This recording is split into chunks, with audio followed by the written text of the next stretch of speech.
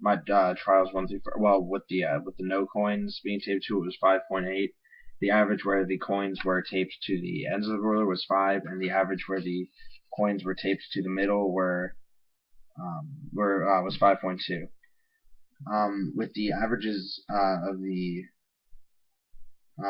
coin the like the with the coins on the outside and the averages with the coins in the middle, I figured that they would be somewhat similar just because the weight of the object being spun was obviously different than when it was just the ruler, so it was more.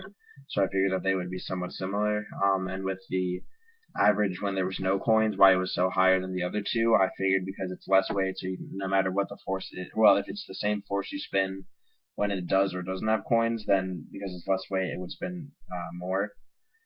Question 2 is explain 3 different things you must try to control in this experiment. One thing obviously is how much force you do when you flick the ruler to spin it. That's something I noticed because when I did it with the coins in the middle, my first spin was 7.5. My first trial was 7.5 spin.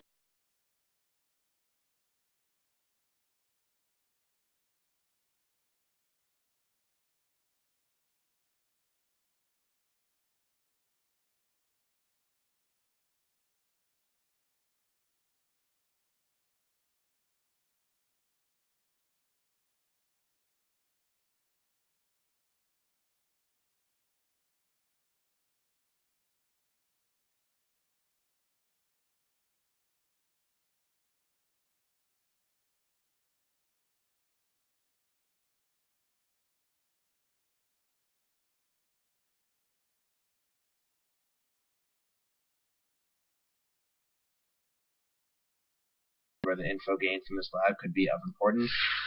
Um, One thing is when a figure skater is ice skating and she's just spinning in place right now, if she I guess like pops her elbow out for one thing, or like does one subtle movement really quickly, then it could throw off the rest of the spin and make you go at a different speed, different width, or different diameter of the circle, whatever. And another example is when you're balancing a car, like at my work. What you do, the wheel spins. It points out where you add weights to make the wheel balanced, and then you add weights.